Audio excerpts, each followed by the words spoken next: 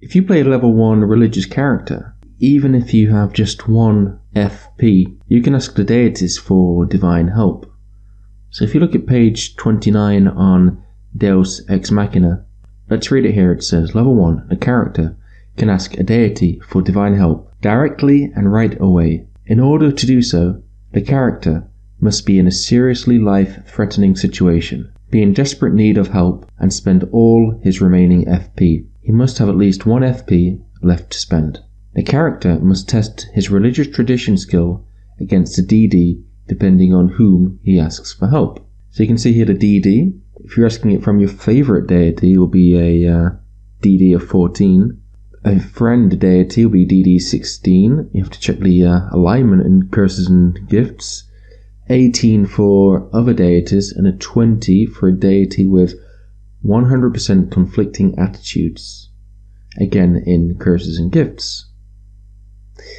So that DD at 14 stands you in a reasonably good chance of failing, especially if you're only a level 1 character.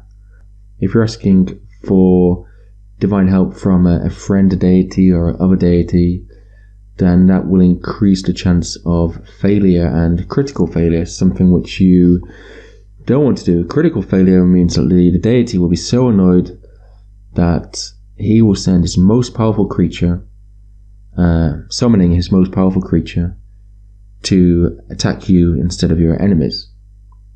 Failure means you're ignored.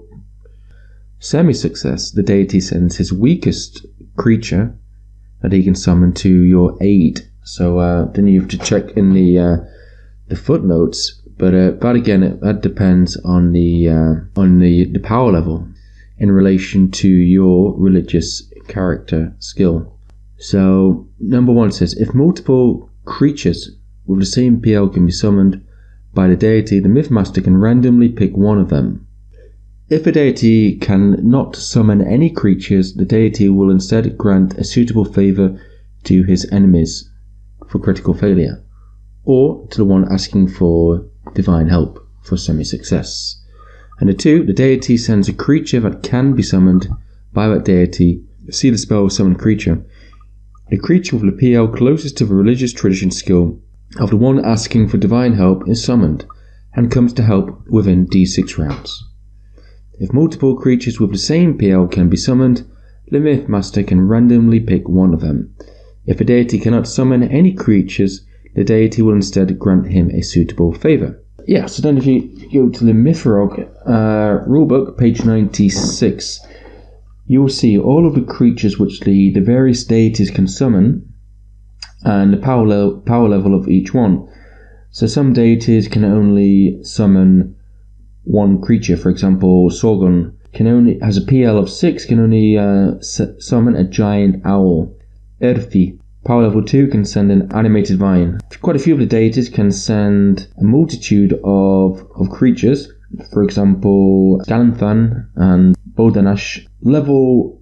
Power level 1 creatures, and obviously you're not going to expect something great. Pretty weak creatures, things like giant rats, dolphins, small game like a rabbit, pheasant, that's not really going to help you too much. So unless you really need to get into the power levels 4 or 5 upwards before you can get something which, is reasonably good, of course.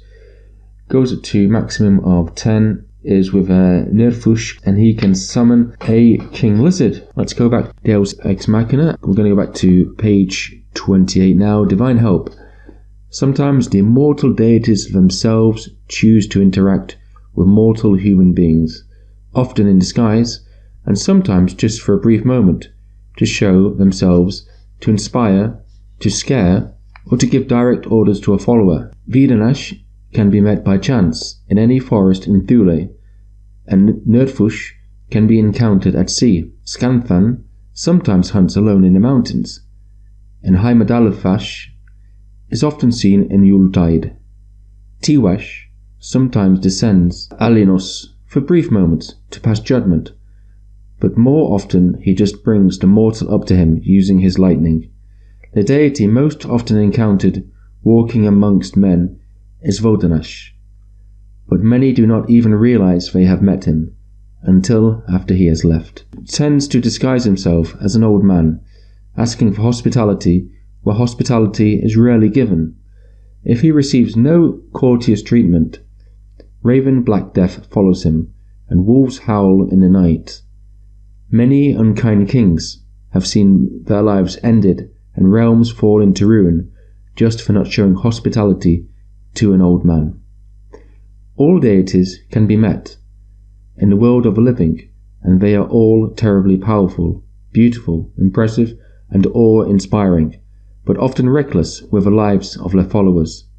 One should tread lightly when dealing with the gods in person.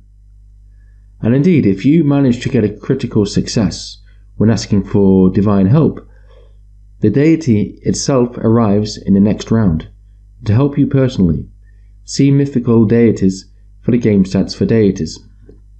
So if you are able to summon a deity or even another deity, which makes it even harder, of course, that would be a pretty damn amazing feat to do, and would make the game very interesting indeed. Let's hope that in future games you're going to be able to be in a situation where you can try to summon the deities, or at least ask them for help. Bearing in mind, of course, that you need to be in a specific place for the deities to grant you divine help. You can't just do it anywhere in Thule.